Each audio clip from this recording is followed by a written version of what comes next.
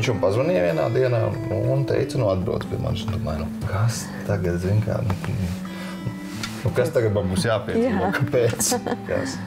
Un es aizbraucu un skatos, viņam stūrī stāv tas ģitāristis Čehovs. Es paņemu to ģitāru, un es saku, maestro, forša ģitāra, ko es gribu, lai es ar viņu daru, palīdzu pārdot. Jā. Viņš teica, ņem lietot.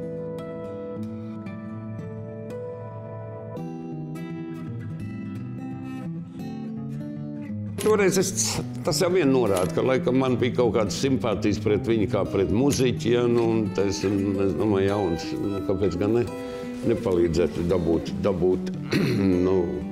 Es gan visu mūžu gaidīju, ka man kāds uzdāvinās klavieres, bet tā līdz šai dienai neviens nav uzdāvinājis, es pats nopirku. Cilvēks ir talantīgs, tad par to, ko tur vairs sevišķi gudri var izteikties. Viņš ir labs muziķis, un tas ir pats svarīgākais.